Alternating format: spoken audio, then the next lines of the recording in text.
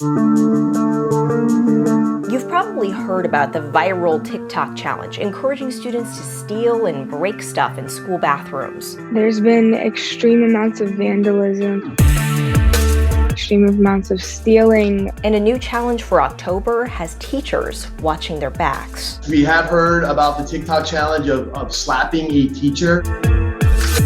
We're taking a deep dive into what responsibility TikTok has when users post videos of crimes. Let's see what's brewing.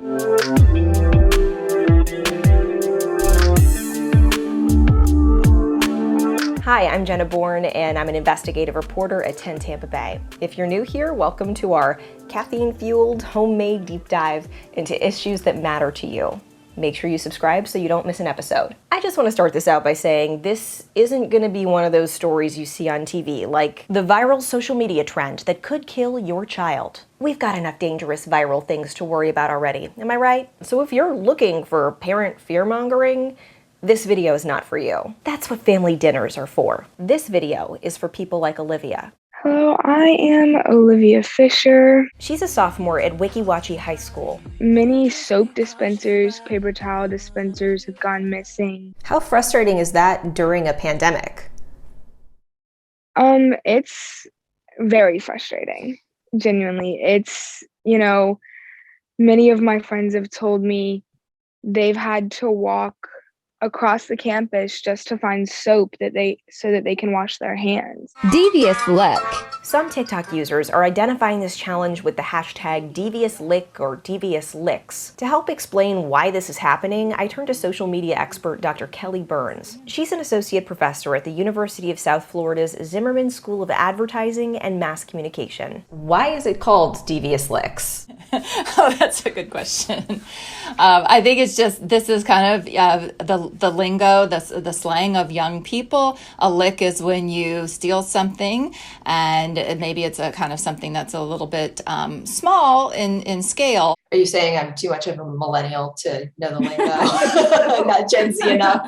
I don't think we use the word licks, but that is just the way that young people talk. At least 7 school districts here in the Tampa Bay area tell us they've been dealing with vandalism, mostly in school bathrooms, because of this challenge. Pasco County tells us it's happened at all of their high schools and some of their middle schools, and it's affecting students who want nothing to do with this challenge. They're even saying that if we don't stop doing all this stuff, that they're going to take our homecoming away.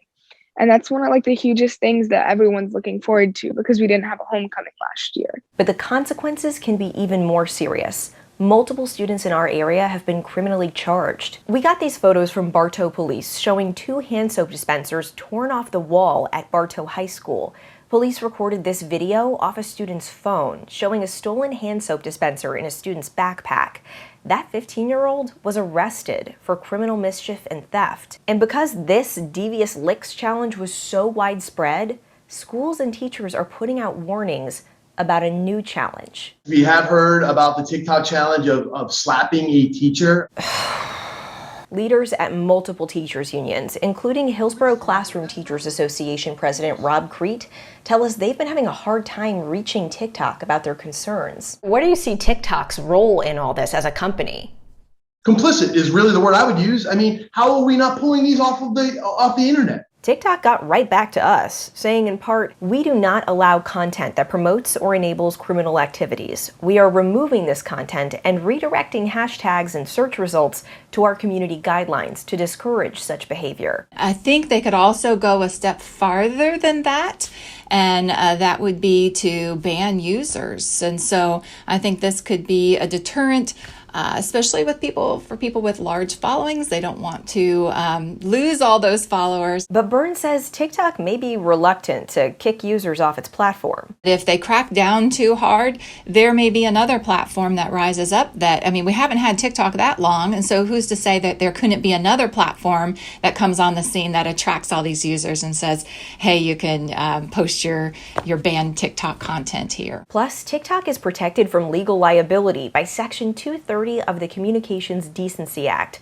which doesn't hold social media or other sites responsible for content posted by its users, as long as they don't violate federal criminal laws like sexually exploiting children. Section 230 immunity, which generally shields a platform from the harm caused by its users would certainly apply in this situation. Does Section 230 apply to TikTok if it's not based in the United States?